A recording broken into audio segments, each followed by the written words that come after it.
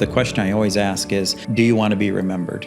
And sometimes like, oh, I don't know if I need to be remembered. I said, okay, so nobody knows, no one remembers you. As soon as you're dead, you're done. Funeral's done, fried chicken, lemonade, you're done. Is there anything you'd want to be remembered for? Do you hope your kids remember anything good about you? How long do you want to be remembered for? Do you want your grandkids to know of you? And then lastly, what do you want to be remembered for? Welcome to the Courageous Men Podcast, where we help Christian men follow God faithfully, love their families well, and build a legacy that lasts. And now your host, Whitney Sewell. Courageous Men, our guest today is Brandon Schaefer. He's a founder and executive director of 5 Capitals. He's a coach, a consultant. He helps men and high-capacity leaders to integrate Jesus in all aspects of their life. But he also mentors families and high-capacity families who care about legacy and stewardship. You are going to be challenged. You're going to learn so much from our interview with Brandon today. Brandon, honored to have you on the show. I've been looking forward to this conversation. Hey, me too. Oh, so glad you're down here in Pawleys. Here we are. You brought the fam. Overall, pretty good weather.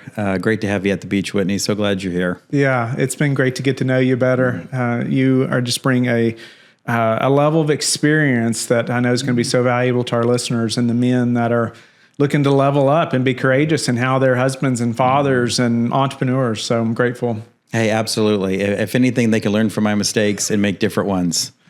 So that'll be good. No doubt. We got plenty of those to learn from. So let's jump right in. And I want to segment the conversation a little bit, but I just want to learn from you, and you'd be willing to just open up, from the people that you've coached, all the, many men that you've coached and learn from you. So, what does it mean, Brandon, to live an integrated life? Let's say as a man of faith and business and family. What does that mean to you? Yeah, so to live an integrated life, to me, is about invitation. It starts with inviting God into every area of your life. And we have done such a good job of separating the sacred and the secular and compartmentalization. But oftentimes with people I work with that feel like they're one person at home, another person at work, another person at church, another person in the community, we just say, let's just invite God to all these spaces. And let's start journaling and thinking about what would it look like if God was right there in every aspect of these spaces. And that invitation invites presence. And now all of a sudden they're thinking differently, they're checking their behaviors differently. And we just say, in your journal time, what would God say in all these spaces? And all of a sudden you're inviting that quiet, still voice of God into those spaces. And then through invitation can come intentionality. Now I want to honor God. He's here. I just realized that. He's here. So now I want to honor him. I want to consider my words, my behaviors. And now we can see that God isn't beating any of these people over the head, saying it's bad to be in a quote unquote secular job or sales or whatever it is, but he's in it with you. In fact, work was God's idea.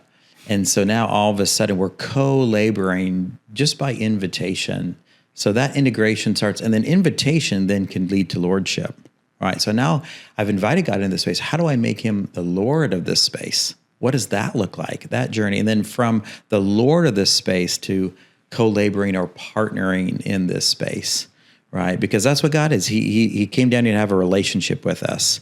That's why he sent his one and only son, so that in relationship with him, we can be co-laboring in all the things that we endeavor to do. So it's a process. It starts with invitation, presence, and moves to lordship. Lordship then leads to co-laboring. So that's the journey we get to go on. I get to go on, clients get to go on as they look to live a more integrated life. Love that. I was thinking about how do you determine what those spaces are? How do you help someone to walk through? I know we want to just incorporate the Lord in all of these aspects of our life, but when I really think through being super intentional about those spaces, how does someone walk through thinking, okay, man, I haven't really thought about putting God in that space of my life, or I forget, but determining those spaces, what does that look like? Well, the easiest way, of course, is 3 buckets: home, work, and community. You can cover 90% of someone's life usually with those 3 buckets, but I actually do a lot more customized approach. And so I say, hey, come to the call thinking about all the buckets of your life, and you create the buckets. I don't care what they are. You create the buckets of your life, but just make sure every aspect of your life, your private life, your secret life, your community life, your family office life, whatever it may be, your real estate life, whatever it may be, just make sure it's all covered. And here's the deal. Within those buckets, you don't have to share everything with me, good, bad, and ugly. I get it. I'm not looking for your deep financial secrets or what have you. But in creating their own buckets, it does some magical things. One is it creates ownership. These are my buckets. No one put these buckets on me. Number 2 is it creates a holistic view. Now everything's covered.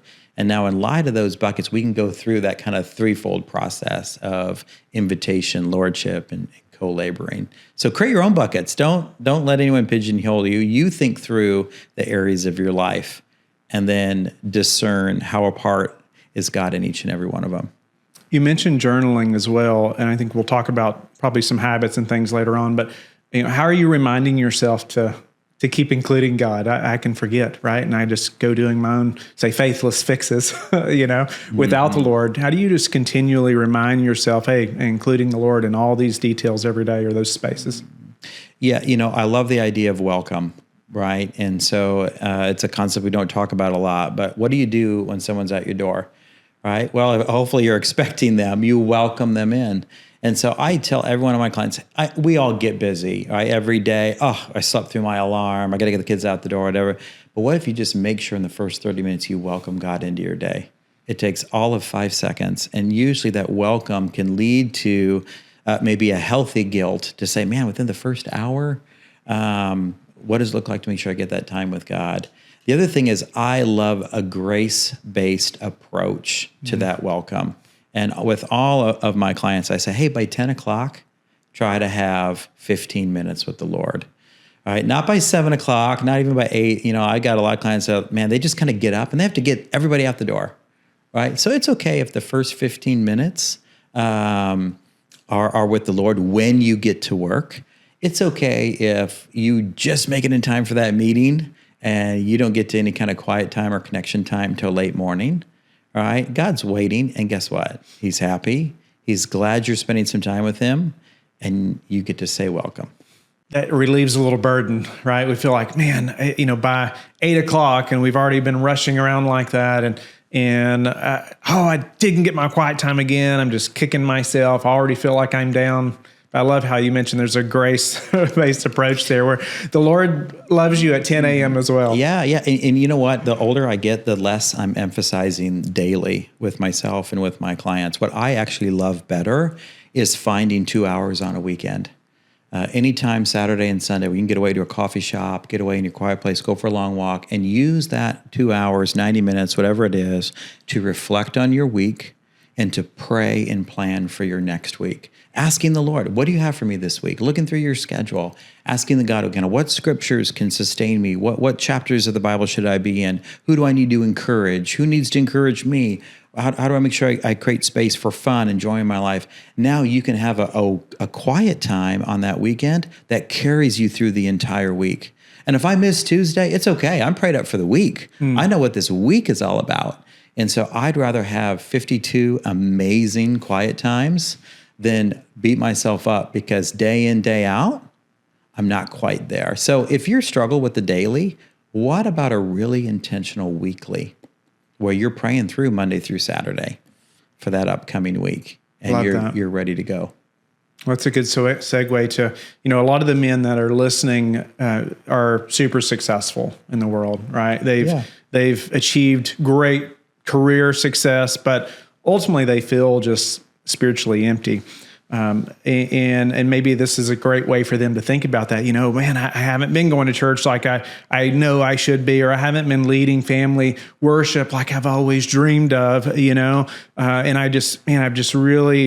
feel like I've just lost it on that side, Brandon. I'm just not that man in the home like I know I always dreamed of being. But man, at work, at leading teams, man, I'm amazing. But man, I just feel spiritually empty. Give them some guidance. Number one is try to get out of the condemnation game. Condemnation closes us down. It's the first thing to do. You know, whenever you're beating yourself up, God's not interested in entering in that with you. He is not a God of condemnation. That's why he sent his son, right? And now we're back to that word welcome. And so if you find yourself beating yourself up, God's hoping that this is a short-lived reality. But what can open the door is not condemnation, but embrace. Right? Embrace the fact that, gosh, it hasn't been going that great at home. I've been overworking, right? And invite God into those places of weakness, those places of difficulty. And what you're going to find is that he's not going to beat you up. He's not going to hit you over the head, right? He's going to come alongside. He's going to encourage you. And you're going to find a path forward together that's doable. And that's always a temptation, is to overswing. If you're not hitting the mark somewhere, start small, right? Now we're back to that atomic habits. Just do a little bit better. Feel good about that. You know, God takes a grace-based approach with us. So why don't we take a grace-based approach with ourselves? And if we can do that, we're going to get up off the mat. We're going to kind of think through, and we're going to go pick up flowers and pizza and just kind of work, take a step to get on that different trajectory. Love that. Yeah. Yeah. I feel like we do. We just beat ourselves up a lot, right? Mm-hmm. Especially if you're a high achiever, you're always driving, man. You're always looking for that next goal. But in this one space over here, like you talk about, man, I've really lost it, and so it's hard to get going again over there. I just keep focused over here, and I don't really think about, okay, the Lord, man, He still has grace for that, and I'm going to just start small. Mm-hmm. Get that. Yeah. Absolutely. You know, this side of heaven, with the fall and the reality that we live in, condemnation is a bit of a default. So, you know, we shouldn't be surprised, but it's not God's heart for us either, but that we would see ourselves as He sees us. When you speak to, I know you've coached, you know, so many just what I would say high capacity leaders, right? That are high achievers doing big things. Speak to some things maybe you've learned about God and maybe even how you've grown personally through coaching so many other high capacity leaders. You know, coaching high capacity leaders has some guarantees. Number one is they're going to be overwhelmed at times. Number two is they're going to be uncertain what to do at times, and difficulty is going to show up in their life. It's just a reality. And a couple of realities can happen in those three things. Number one is we're always looking for tomorrow. Tomorrow it's going to be better. I'm going to have more money in my bank account. I'm going to be happier. This is going to be sorted. That's going to be sorted. But there's just more problems around the corner, right? And so that elusive contentment is so important. So how do you be content? What does peace that surpasses all understanding look like? Well, I actually love the scripture, the parable, or you could say the story at the end of the Sermon on the Mount. So here's Jesus. The Sermon on the Mount is 3 chapters. It's forever long. He's up on this mountain. He's probably shouting. It's a magnum opus, and there's thousands of people listening. He is turning everything on its head. Everything that these Jewish people thought they knew based on the Old Testament, Jesus is saying, you think this, well, actually this. You think this, actually this. Then he's sharing the Beatitudes, right? Blessed are the, ... And so that crowd had to have been so overwhelmed, so insecure, so frustrated, and probably a bit difficult. Like, how now am I supposed to live? And who is this guy? And Jesus, and I bet in his masterful way, at the end of the Sermon on the Mount, my gut is he gets really quiet, like good orators do. He gets really quiet. He kind of sucks the crowd in. And he says, at the end of the day, just be a wise builder. The wise builder does 2 things every day. And I think he was kind of calming if you're overwhelmed by this big Sermon on the Mount, let me just calm you for just do this. All right, the wise builder hears God's voice and puts it into practice. And yes, I've just turned everything on its head. And so when you feel like life's turned everything on your head, COVID, economy, tariffs, whatever it is, what does it look like every day just to center yourself and say, today I'm going to be a wise builder, and I'm going to have the humility to hear and the courage to obey. If you can do those 2 things every day, the humility to hear, you got to create space for that, to hear from him, and then the courage to obey, because God's ways aren't our ways. So some of the things he's going to tell you in that hearing, it's going to be like, oh man, I've never done that in a meeting before, or that's not what Harvard Business Review would tell me to say, or that book or whatnot. But When we get overwhelmed, when we get insecure, and when difficult things happen, just go to that parable of the wise and foolish builder and practice humility and courage. And if you do that, your life will be built as on a rock, God's way, which is what he wants. Lean not on our own understanding, but in all our ways, acknowledge him. Be a wise builder. Practicing humility and courage. Mm-hmm. I like Amen. that. Wow. Maybe, there's probably a lot of men too that are thinking that tension, that we've all struggled with, right? That performance and identity. When have you seen that happen? Or when do you see that even in other, say, high capacity leaders, or, maybe you personally, and how do you process that and work through that? If I'm getting my identity from performance or wealth or resources or my bank account, I have simply done one thing and one thing well. I've become full of myself. I have connected all of my minuscule little activities, emails, PowerPoints, presentations, influence, and I've attributed to all my success, deciding that I'm on the throne and I'm on the judgment scene and I'm king of the castle, not God, who has orchestrated through the Holy Spirit, winning people's hearts to me and bringing opportunities and even just allowing me to breathe every day, right? And so when I'm full of myself, identity connected to performance, well, then I need to get over myself. One of the things we talk about is I know myself so that I can accept myself, so that I can forget myself, so that I can fully give myself to others. I got to get out of my own way, and I got to get God back on the proverbial throne again. And there's some ways that you can do it. Number one is go serve somebody. It's the quickest and easiest way. Go swing by a nursing home, right? Go help out a neighbor. Go cut the grass. Do your honey-do list, right? For your wife. Go serve somebody in some way, and serve in a way that you're not that excited about, right? Whatever that may be. But service is one way to kind of get out of your head and get off your throne. Number two is get out of your mind. It's amazing how sometimes I got to go see a movie. I got to go get engrossed in something outside of myself. I need to remember that the world is bigger than me, and I need to get inside someone else's story. And then that leads to the third thing. Go be there for a friend. We live in such an individualistic, kind of self-centered culture, I think more than decades past. And if we're not careful, we're waiting for others to be a great friend for us as opposed to being a great friend from others. And I always say, be the friend you wish others would be for you. And in those moments of self-centeredness, who do you need to call? Who do you need to text? Who do you need to encourage? Get over the awkwardness that you haven't talked to them in a while. Start with an apology. But you do these things, right? You're going to be more grateful, more others focused, and then thinking through, you know what, God, you are my provider and sustainer, and I'm so grateful I get to co-labor with you. Thanks for helping me, be reminded of all that. Love that. Yeah, be a friend to someone. Go serve someone else.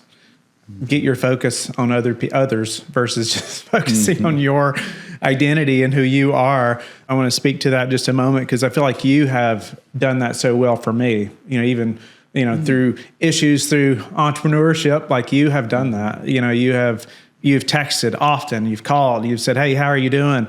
And I've seen that in you, and so you're not just saying that. You live that. I've seen you do that. And I love the encouragement for others to reach out. And I wanted to ask you, and I can relate to this at times, that leaders feel, say, isolated and alone.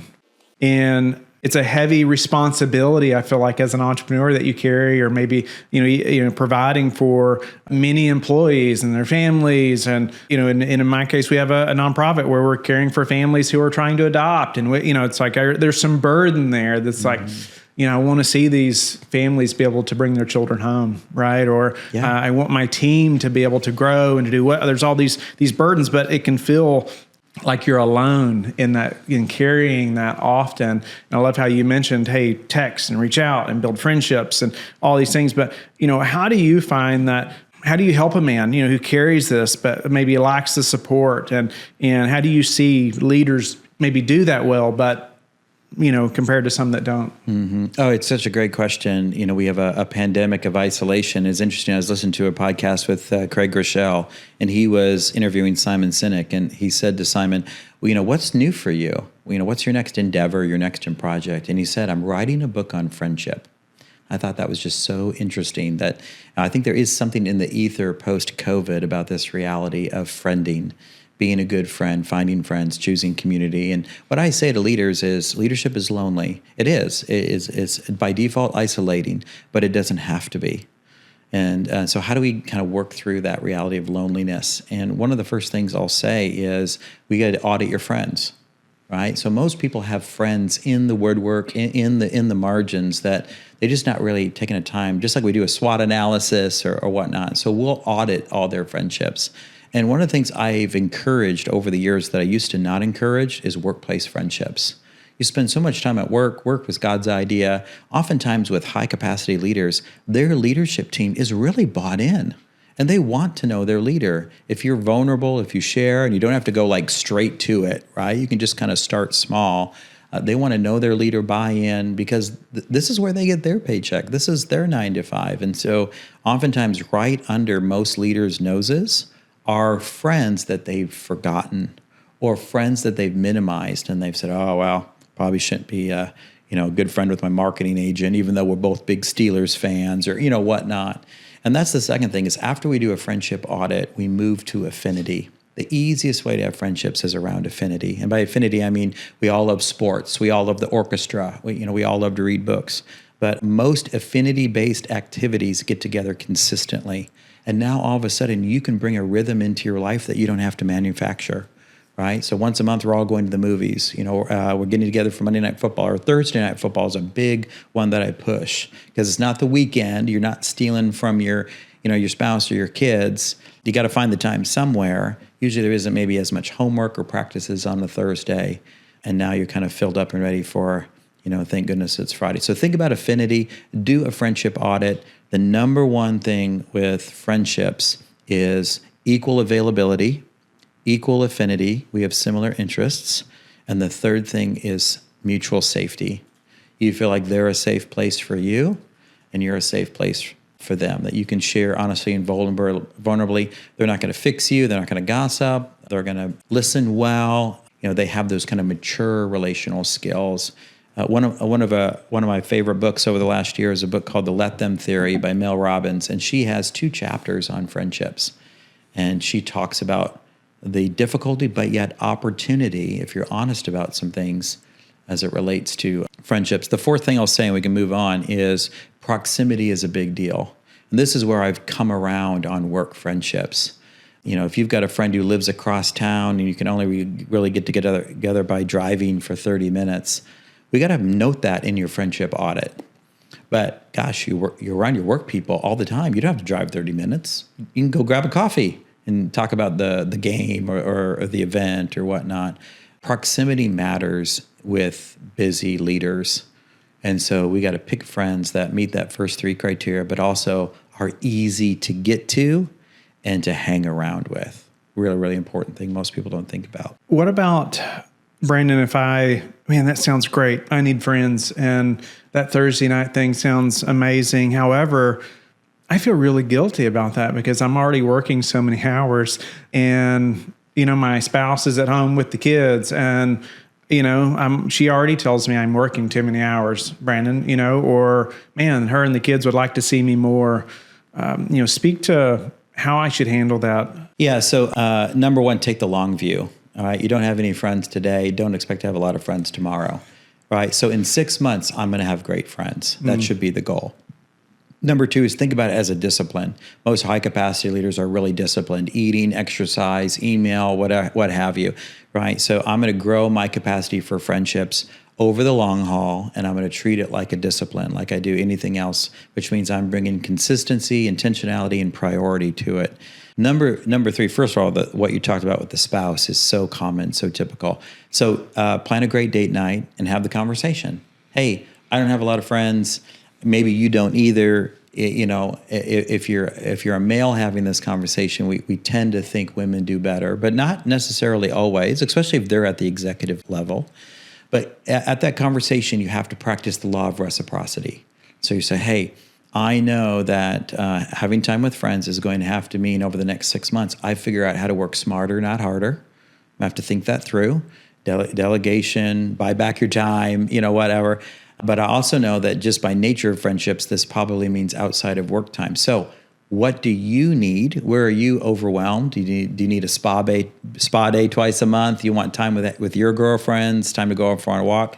And then here's what I need, and how do we support each other in this endeavor? 9 times out of 10, I find that the spouse is thrilled to have the conversation because they have had a front row seat to the pouty, negative, no friend, isolated, overworked spouse. And they are more than happy to support you in your community endeavor because they've seen better than you've seen, because it's hard to get outside of your own skin, the realities of no friendships and the consequences and detriment of that even more than you have. And now you can go on the journey, all right, of thinking through, okay, Rome wasn't built in a day. I didn't get here overnight. Haven't had friends in a while, especially consistently. Over the next 6 months, what can my path to community look like? Love that, because most likely, your spouse probably needs some friends as well, right? Or needs a day at the spa. Absolutely. And, when we think of date nights, we think just us, right? Just us, right? But every other date night, what if it's with other couples, right? That's another way to kind of grow the friendship base, as I call it, or grow the tribe, as I like to call it. And so date nights can be collaborative and communal. It doesn't have to be intimate, just us every time. That's a good point. Very good point. Brandon, what about maybe a time in your journey where you've had to ask for help? Maybe there's been a time where, you couldn't do it, right? And, how did God meet you there? Oh, it's a great question. A couple different things come to mind. We're over it now, and it can sound cliche, but man, when COVID hit, I was meeting the majority of my clients in person, traveling, speaking. Kind of overnight, a significant amount of the business went away. And I can kind of get back in that space and really remembering, I didn't know what to do. And, asking God for help, asking others for help. And God led me to others that were way further down the technology path than me. And all of a sudden, Teams and Zoom and some of those older video conferencing, I can't remember the names now, that were popular at the time, allowed me to pivot to technology. Asking for help is hard and scary, because we're such an image and achievement culture. But, help usually comes from 3 ways. Number 1 is creativity, right? When we spend time with the Lord, He's creative in the ideas and third ways that He gives us. Number 2 is in relationships. Right. So we reach out to the right people, doors open, ideas come, opportunities that flourish. And then the third thing is perseverance. Now we're kind of back to wise builder, right? Every day, that humility and courage. But when I need help and I'm struggling a bit, I actually go to the book of Daniel. Daniel is someone who needed tons of help, right? Because he was in a foreign world. And the first 3 chapters of Daniel, you actually see 3 different ways that God provides. He provides creative insight. So you'd think it's either either trust God that if I eat this food or kind of starve, right? And then there's this third creative fruit and vegetables way. The second story is dream interpretation. That's revelation. So we've got creativity, revelation. And then the third story, of course, the famous one, the fiery furnace, is the miraculous. God just simply comes through. Daniel, Shadrach, Meshach, and Abednego didn't do anything. And so when I need help, I'm very, very specific. I don't ever say, God, I need help. Say, God, I need creative help. God, I need revelatory help. God, I need miraculous help. I need others to step up and help. And now I'm praying in a much more confident, directive way. And I find that to be helpful. That is interesting to think through. He's the God of the universe, right? He's not limited in any way. I was reading a couple days ago in Genesis, but ultimately thinking through, it led me to thinking through my prayers and how they matter and how we just don't ask. And But you talk about being creative, asking for creative help or creative wisdom, or it's good. It's good to, How can I be more specific? Yeah. So over the years, and this is from Mark Batterson, who wrote the book, The Circle Maker. Over the years, I've really clicked in. He has mantras, right? And, do hard things is one of our family mantras. Schaefer's do hard things. Schaefer's find solutions is another mantra. But also Schaefer's find a way. Right. So that's kind of that I need help. I'm going to find a way that can do it. God's going to show me a way. He's going to open a door, window, whatever it is, find a way. And even going back to those mantras can be a form of help because you remember the way God's come through in the past. And if he did it before, he can certainly do it again. Often, as a high performance leader, I know many of the men listening are going to maybe all relate to this, but it's just, it's always performance.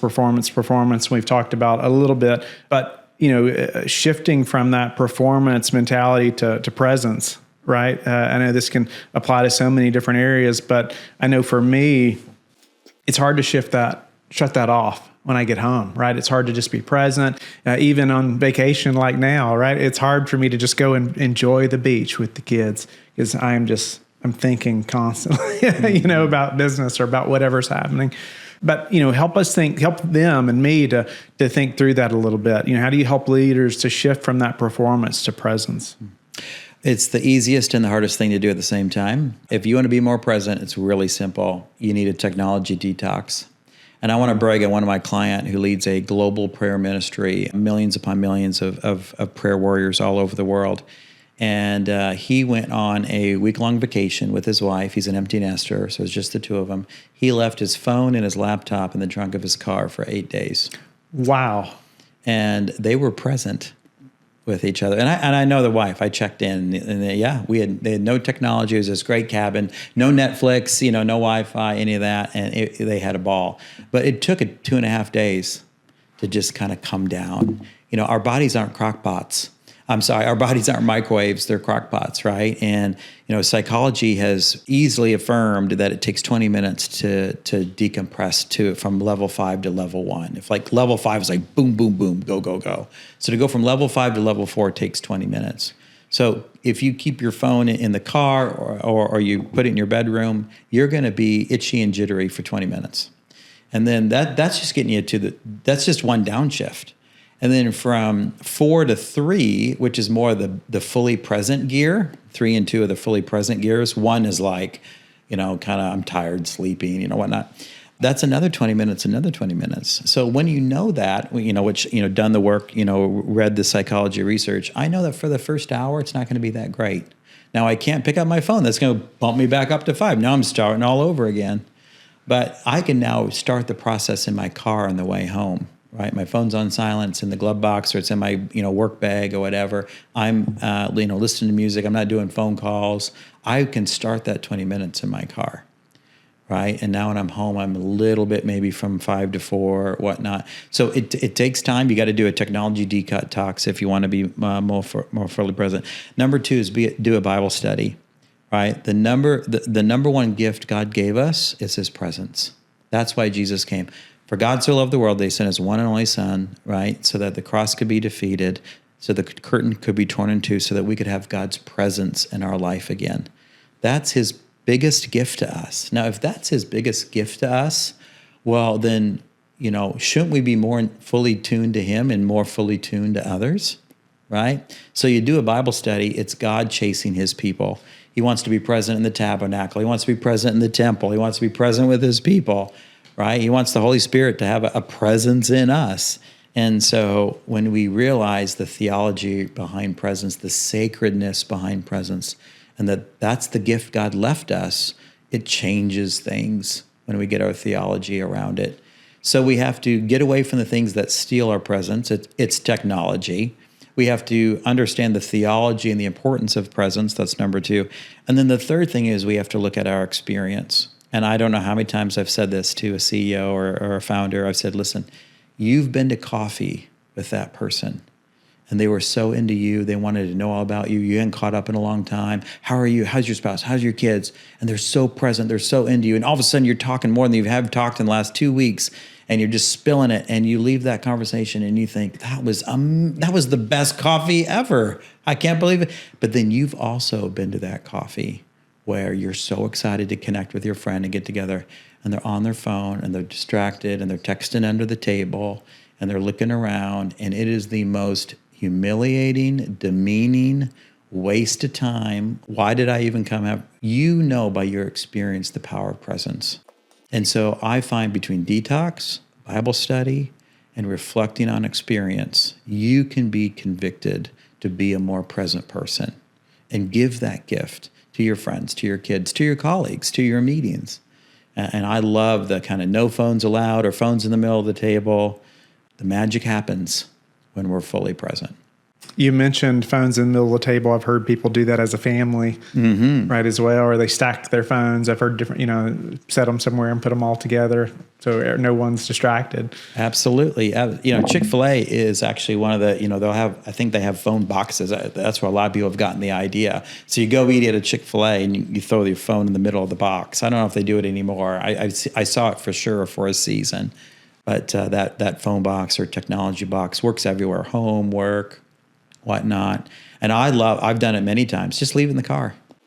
There's no temptation when it's in the car. Now you're forced to focus. I can relate to that so much. It's if it's close, it's like I find myself and it's like I'm almost, what am I doing? It's like I'm reaching for it and I don't even need to reach for it. It's like, my goodness, so much of a habit, right? And it's so distracting. How did we survive 20 years ago? Right? It's embarrassing. It really is when you think about how connected we are to our phones. And, just 20 years ago, it didn't exist, right? We weren't reaching for the landline. We weren't taking the landline with us, right? It was there on the wall. Yeah. So, yeah, it's sad how conditioned we are. Tell us about some of the maybe frameworks that you use with high capacity leaders and maybe why it matters for Christian men today to have some of these frameworks in place. In our scientific method, scientific revolution, linear thinking in the Western world, tools and frameworks I think are really important. Visuals, picture speaks 1,000 words. If you can have linear tools and frameworks, categories, visuals, tools, it really does help. One of the frameworks I've used for over 20 years that a good friend of mine, Mike Breen, pioneered in the ministry space, and then I further developed through my seminary and through my business lens, is the 5 capitals concept. And we've been able to create versions of that both for personal, professional, or work, as well as high capacity or legacy conversations. And so basically it's looking at the Bible and saying, what are the priorities from a scriptural standard point of view? And it was actually the book Freakonomics that inspired us. Now over 20 years ago, a book called Freakonomics basically said that if you want to run the world, you got to realize that in India, it's the barter culture. In Japan, it's the honor and shame culture. In Europe, it's the relational culture. Basically kind of saying it's not just all dollars and cents all over the world. You got to understand the culture. And we said, okay, so those are all the currency and capitals, hundreds all over the world. What would Jesus say were the capitals and currencies of the kingdom that we have at our use for greater authority and power? And we whittled it down, we worked, and we looked at 2 primary scriptures, the parable of the talents. Of course, where bars of gold are given and they're doubled, except for the last one who buries it and gets in trouble. And then the parable of the shrewd manager in the Gospel of Luke, who realizes that there's an order to things. Relational capital is more important than financial capital. And even though he's about ready to get fired, he comes out okay because he had secured these relationships with these customers before his firing date. And so we've said now for decades there's 5 capitals. All right. Number 1 is spiritual capital. It's all about identity and calling. If you know who you are, what you're called to do, that creates a clarity and confidence. You can go out and change the world. Most people are so insecure and unsure that just having that clear identity and calling, you can go make an impact in the world. And you can take your identity and calling, your vision, mission, values, your passions into the world. You lose your job, you move, you are carrying something internal that no one can take away from you. That's why spiritual capital, your purpose essentially is so important. But then it's love God, love people. So it's spiritual capital and then relational capital. It's not what you know, it's who you know. Relational capital is all about health and productivity in relationships, right? No one wants a toxic or busy relationship. No one gets excited about the crazy uncle. Relational capital is all about communication, integrity, conflict resolution, restoration and repair, reconciliation. If you have a friend that you enjoy, it's because that friendship is healthy and productive. We enjoy being together and doing things together. So spiritual, relational, the third capital then is physical capital. It's all about energy and hours. We all have to live with the irony that this day is gone and we'll never get it back. But yet tomorrow is a do-over, right? So every day God's mercies are fresh. We get new days, but you only get one life, right? Now science can help us maybe extend that life, but there's no additional life. And so we got to live with limits and loss. And there's limits and loss in the daily arc, and there's limits and loss in the lifetime arc. And now, as the scripture says, God can help teach us to number our days. And we can kind of focus on the highest and best. So it's spiritual, relational, physical. The fourth capital is intellectual. All wisdom comes from God. He is the author of intentionality, innovation, ideas, creativity. And so when we seek him, right, not only relationally, but also through scripture, we can understand that the spark of creativity that built Mount Everest and put the ocean in its place lives inside us as well. And so there's always a way. We can always find a way. With God always opens a door, a window, what have you. So it's about wisdom and power, intellectual capital. And then the last one, the least important, is actually financial capital, right? And that is about two things. It's about stewardship and generosity. We steward well what God's given us because we don't own it. He does. He owns 1,000 cattle on 1,000 hills. And then because he owns it, because we can't take it with us, we give it away because he's always faithful to provide. Give us this day our daily bread.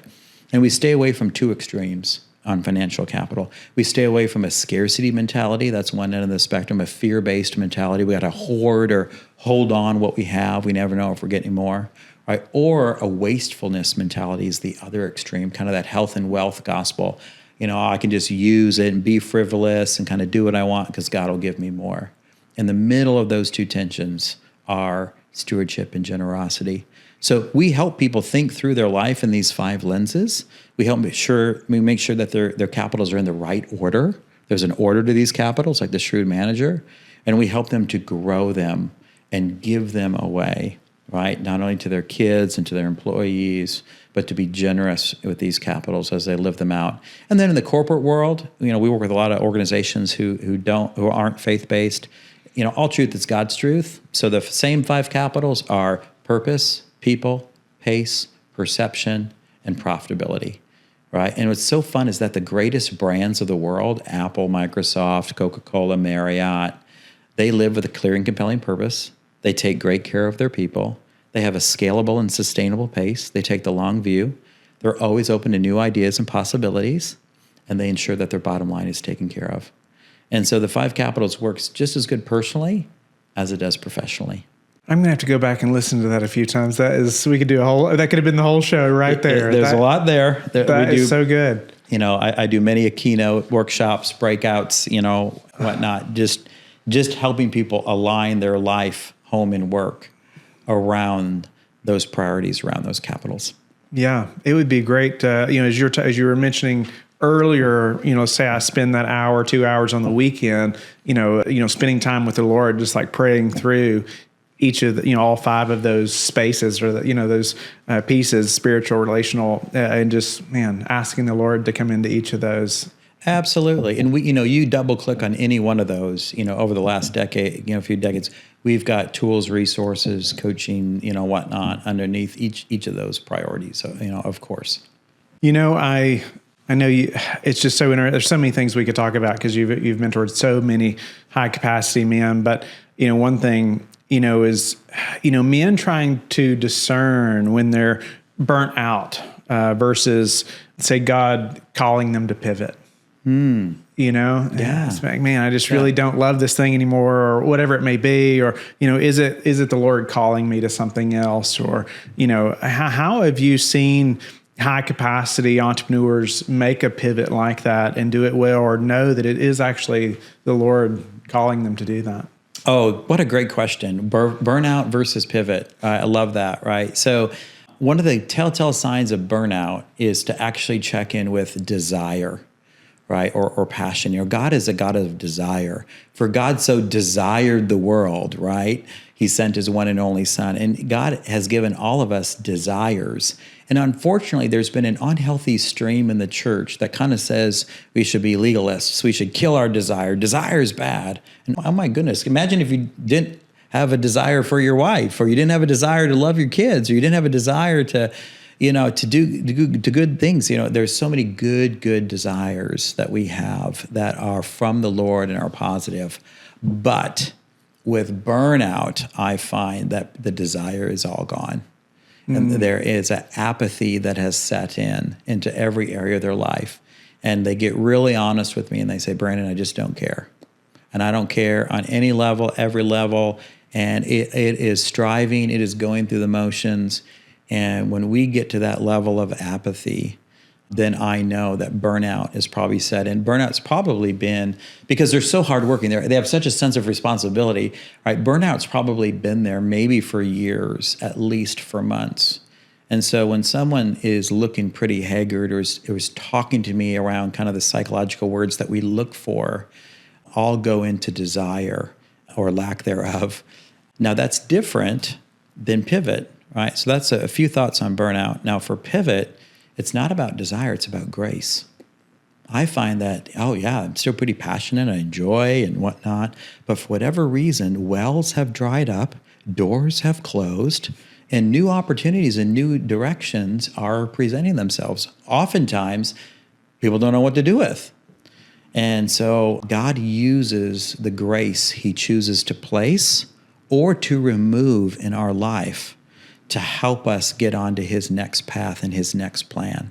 And so often we'll do a grace audit, right? So where is the grace right now? Where's the opportunity? Where's the potential over the last few months? What do you see in the future? And then I'll say, where are the grace-based open doors? Yeah, so I'll use different language if grace kind of feels a little wonky. But oftentimes, I always say, grace shows the way. And God will oftentimes use that withdrawal or abundance of grace to on-ramp us into the next thing, the next pivot, the next opportunity. And so when we have that grace-based lens, we see Moses got to the end, his grace ran out. It's time for Joshua, to pick up the mantle. For whatever reason, Peter does not expand the New Testament church all over the Roman Empire. That was a grace for Paul. And we see, the grace not here for Paul, but it is there, and he thinks he's gonna go here, and he doesn't. There's so many places in the Old and New Testament where you see the Lord's leading kind of through that grace-based reality. So burnout, think desire. Pivot, think grace. Sometimes that grace feels like maybe a 2x4, Mm-hmm. But I like it, thinking about it like that. It's like, wow, what doors is the Lord opening? There's been times I know in my life where it's like I feel like I'm not even in control of this situation. It's just happening. Like there's just things happen. Like oh wait a minute, the Lord, wait a minute, He did this, and then before I know it, we're like 6 steps into this thing. Mm-hmm. Yeah, that's right. And all of a sudden, you're kind of down on a path and kind of away you go almost, right? I know, you mentioned grace being like a 2 before. I don't think God orchestrates necessarily horrible. I don't think that's his character. Yeah. However, He will leverage and use it. Look at the book of Ruth, right? Death, sadness, with sons and husbands of Naomi and Ruth. But Ruth felt a grace for Naomi. Mm. And when Naomi said just forget it, you go your way. No, Ruth said, I have a grace I feel with you. We are supposed to be companions. We are supposed to be friends, which of course leads her to Boaz, which is the granddaughter of David, and on and on and on. She's in the line of Jesus, right? So an example of God using His goodness and grace in the midst of difficult circumstances. Yeah. Now I think about Adam and Eve being kicked out of the garden. How horrible that must have felt. But what a grace. What a grace. To Amen. them. That's right. You know, so I know that you also, Brandon, you work with high net worth families, right? And, men, women who have built wealth, massive amounts of wealth. But oftentimes it seems, ones I've talked to, it's like they've been so focused on, being that high capacity leader that they haven't really thought about how to steward all of this wealth well, right? Or with an eternal purpose in mind. How do you walk somebody through thinking that way now that, okay, well, we've built all this wealth? How do we invite the Lord into that to steward it well? Mm-hmm. Yeah, so there's three things we think about when someone's maybe wandering a bit, fumbling a bit as it relates to stewardship. The question I always ask is, do you want to be remembered? Do you want to be remembered? And sometimes like, I don't know if I need to be remembered. I said, okay, so nobody knows, no one remembers you. As soon as you're dead, you're done. Funeral's done, fried chicken, lemonade, you're done. Well, is there anything you'd want to be remembered for? And these people have built significant things, right? And it doesn't take long for them to say, do you hope your kids remember anything good about you? Right? It doesn't take long, and all of a sudden they're thinking legacy and they don't even know it, right? And now all of a sudden, and then I'll say, okay, so you want to be remembered, here's some good things, whatnot. How long do you want to be remembered for? Okay. Oh, wow, gosh. Do you want your grandkids to know of you, about you, whatnot? So how long do you want to be remembered? How long do you remember for? And then lastly, what do you want to be remembered for? Right. And then we can get to the how later. And, the best story I always share is of, famously the Vanderbilts, right, who were the wealthiest people of their day. It was all gone by the third generation. The fifth generation, sixth generation is actually Anderson Cooper. And he supported his mom, for years and years because there's just no money, Gloria Vanderbilt. And so, but the Vanderbilts are remembered. Now, they're remembered largely for squandering everything, within a relatively short period of time. But there's Vanderbilt University. There is Vanderbilt University, which is a fantastic school, right? Which they gave $1 million for. Right? Now the Biltmore, it's cool. It's a big house. You can walk through it. It looks beautiful at Christmas, whatnot. Cornelius, all that. But, what's your Vanderbilt University? What's something that can outlast you for, centuries, right? And so we get into content, right? So what is the biblical framework that can help you think generationally? Number two is we get into community. Right, so who are the friends and relationships who are doing this well? And if not, we'll introduce you. But then lastly, we get into causes, right? What breaks your heart that breaks God's heart as well? And what could be a cause that you bring good to generationally, right? Hey, Vanderbilt University does a lot of good. I know a lot of people were proud they went there, right? May not be the most overtly spiritual thing, but you could have a generational cause that because of you, brings about perpetual good. Gets me excited, and oftentimes gets them really excited. Now we get to explore that. What would it be? How would we set it up? What would it look like? How can we enroll our kids or grandkids? How do we do that in a winsome, not an obligatory way? Now we're kind of off to the races. And before they know it, I've seen it as quick as 30 minutes. Before they know it, they're not thinking about themselves anymore. They're just thinking about good and impact for generations. I like that. Do you want to be remembered? Yeah. Most have probably not thought about it. Thought about it. Yeah. 90% is asking the right question, right? Yeah. That's a question that can make sense to help people get on a different trajectory, a different path. You are helping them transition their thinking from building empires to building a legacy. Right. Any other ways that you would speak into that to just help transition mentally and maybe even across the family as well, now that I'm thinking about it? I want my family to be behind me in our mission and our passion. In this way, we're building a legacy as well. But maybe some ways that you've seen families, high net worth families do that well, shifting mentally, maybe the entrepreneur individually or family as a whole but mentally from building empires to building legacies. So it's another question, right? To kind of get at this, I say, hey, you're on your deathbed, right? We're probably not going back home. What do you hope for? And I give them 3 buckets. What do you hope for your family? What do you hope for kind of your business, your work, what you've built? And then what do you hope for your legacy with what you're leaving behind, the good. And then I say, and then rank them, kind of rank them all. If you can't do it all, what's more? Always in the top three. Always in the top three is some iteration of, I hope my family stays together. And usually it's with tears and lament because they've got a prodigal son, or they've got two daughters that don't really talk to each other, don't talk to them anymore. There's always something around family connection, family community. And so we talk about together, and we coach families through 5 phases of together. Right? First of all, you have to get together. Right? You got to be intentional somehow, somewhere. Pay for it. Go to Disney, Cabo, whatever it is. You got to get together. And then in getting together, you have to then figure out how to just enjoy being together.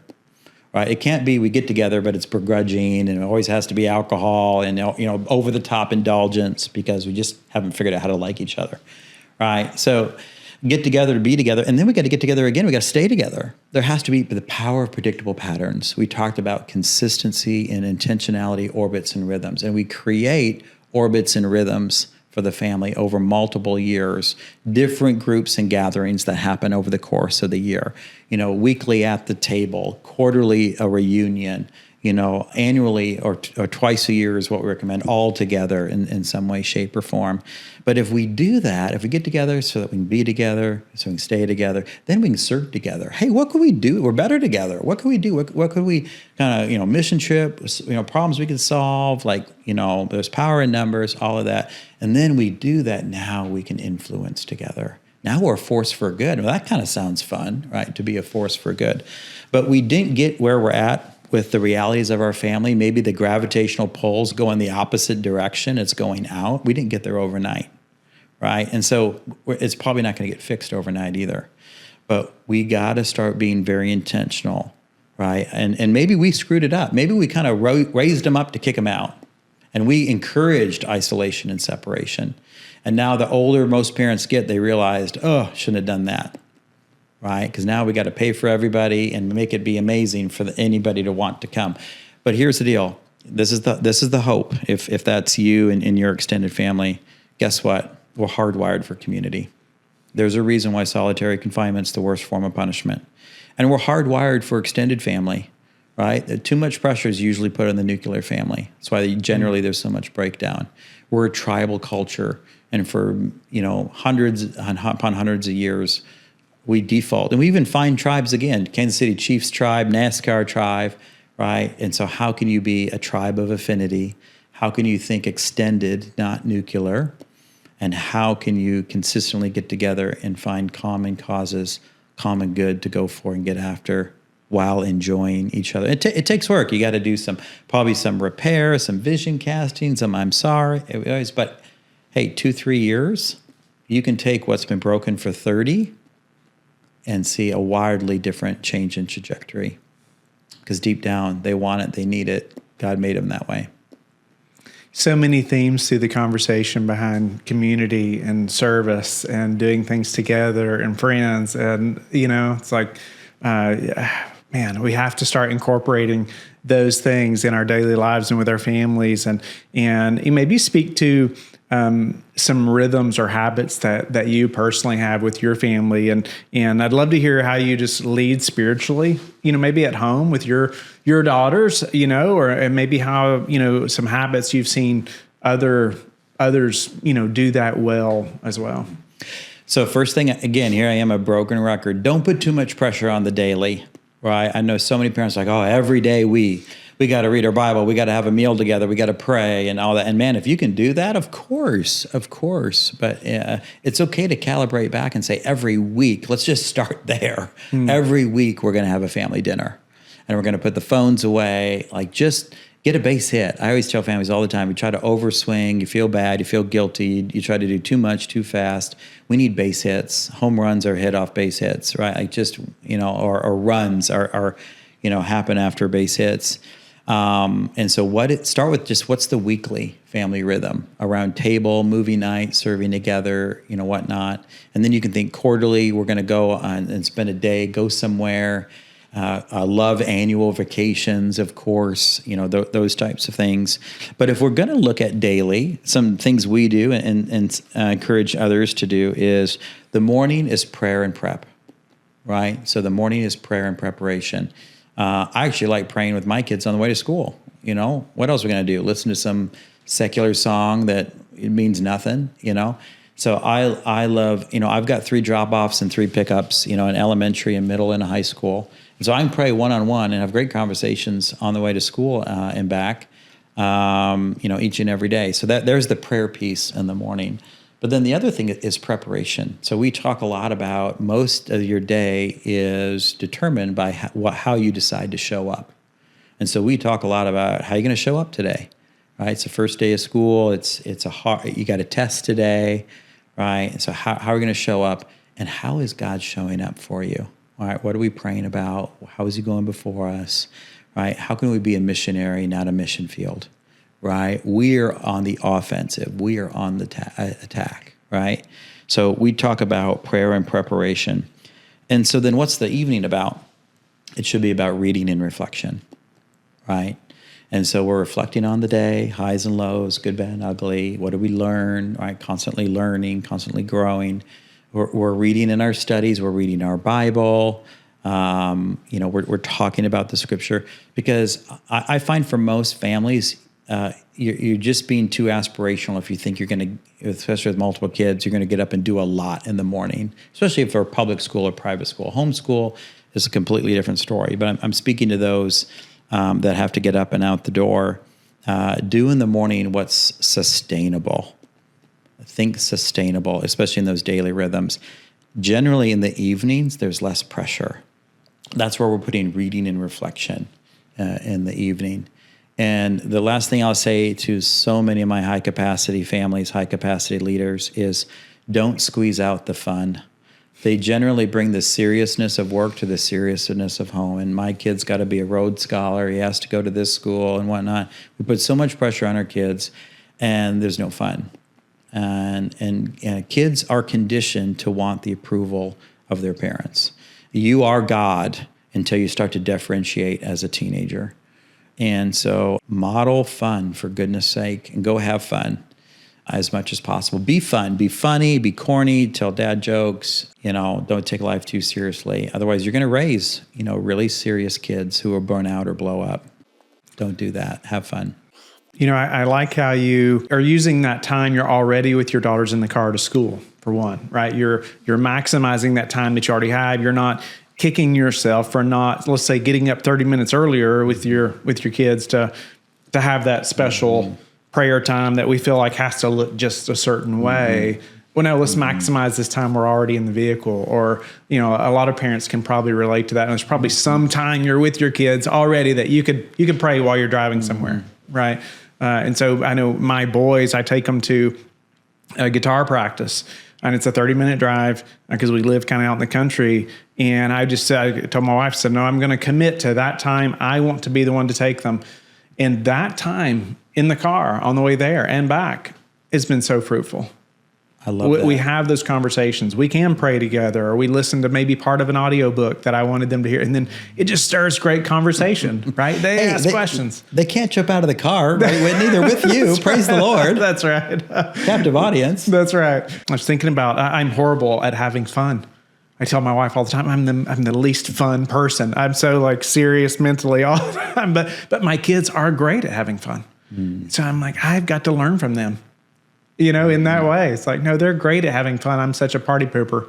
Hey, me too. We can be harder on ourselves, hard on our kids. We want the best for them, and it's so easy to take it maybe a bit too far. So, fair enough. Brandon, what will your daughters, say about your legacy, say 30 years from now? What do you hope that they remember? Yeah. I mean, number one, I hope they say my dad was, so for me. He was more for me than anybody else in the planet, right? I'm just so for my kids, and it's cliche, but to be their biggest cheerleader, to be their biggest fan is just so important. They need that wind in the sails each and every day. They need your positivity, your optimism. your compliments. And what I find, just a quick aside, is that most parents encourage their kids based on the love language they want, right? So I give words of affirmation because that's what I want. I serve you because I like it when you empty the dishwasher. And we just don't even think about our default way of love, what I call it. And so, man, as early as you can, figure out their love language. And really, my middle daughter is words of affirmation, so it's notes in the lunchbox and it's encouragement, positivity. But my oldest is acts of service. Man, if she is late for dance team and I come back in the middle of the day and make her bed, I'm like dad of the year, right? And it takes 2 seconds to make her bed. And yeah, I'd like her to make it, but it's not a hill to die on. I can make a bed, right? And I know that it's a way that I can show I'm her biggest fan, that I'm for her. So being 100% for them is number one. And number two, unconditional love, right? Be the first to forgive. Most high achieving kids are amazing kids, are absolutely amazing kids. Or they're like so super problem kids. We know their problems and we're working on it, right? And so amazing kids oftentimes inadvertently are super responsible and hard on themselves. So you don't need to pile on. I rarely need to pile on with my kids. In fact, I need to calibrate invitation to the fact that they're already challenging themselves too much. So that's a way I can show unconditional love. I work really hard, and I certainly hope that they feel I'm the safest person on the planet. I've had to do a lot of my own work, a lot of work around my own hardships, my own abuse and bullying and my upbringing, very, very challenging realities in my first 18 years of life.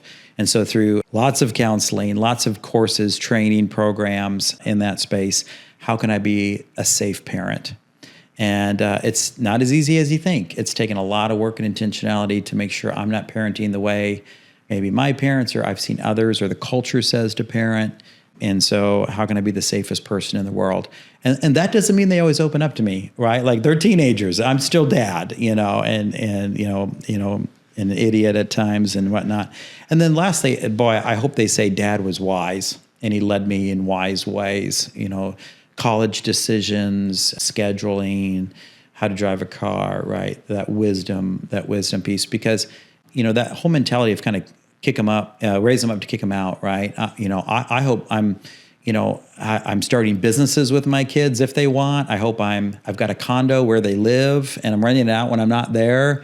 And, I'm not interested in this matriarchy, patriarchy, kind of have to come to the king in the castle, right? I'm going to go to you as much as you come to me. And this isn't 18 years and, oh boy, I hope I did it all.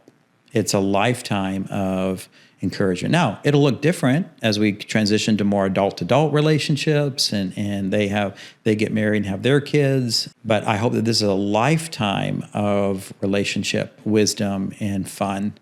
Not just, I got to figure it all out and squeeze it all in 18 years. I want a marathon mentality. That can take the pressure off in a good way. And that's one of the things I'll talk to a lot of parents about is think about lifetime relationships that evolve rather than I've got 18 years to set up my kids up for success.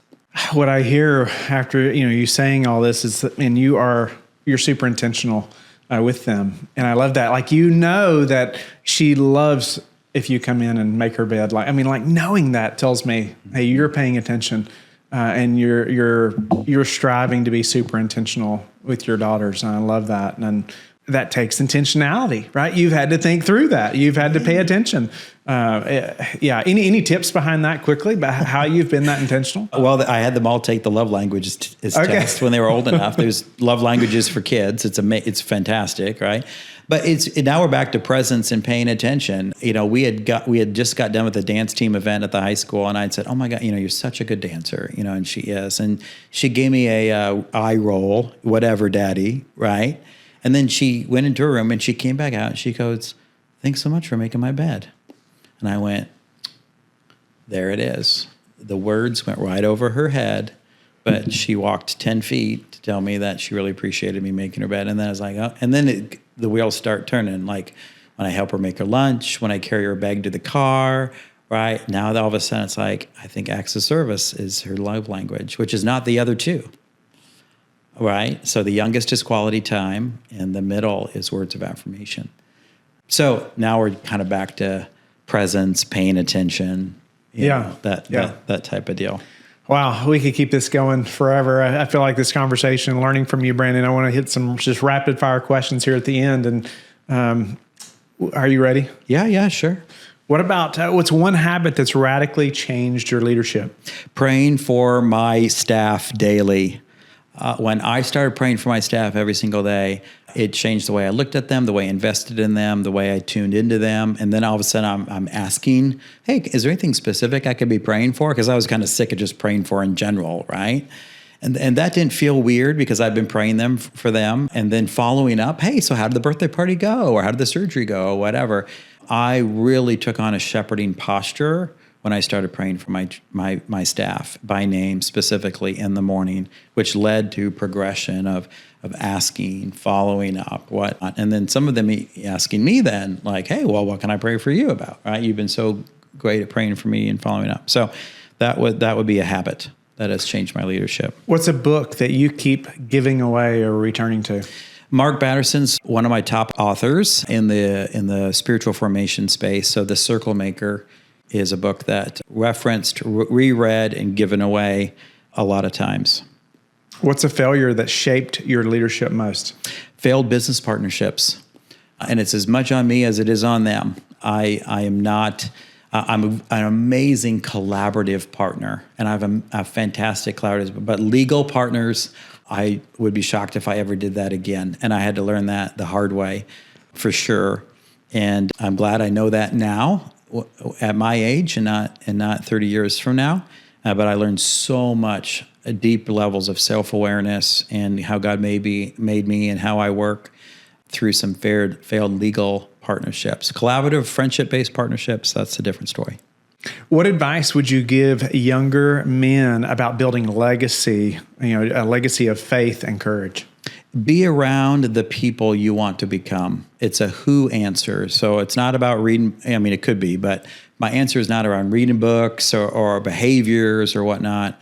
Be around the people you want to become, and you'll become those people. What does it mean to live courageously as a man of faith today? So one of my mantras is, life is about being on an adventure with your God, being on an adventure with Dad, your Heavenly Father. And so I remind myself all the time, does my life feel like an adventure or a burden? And am I trusting the Lord? And I find that when today's an adventure, like God surprised me. I pray that prayer all the time. God surprised me.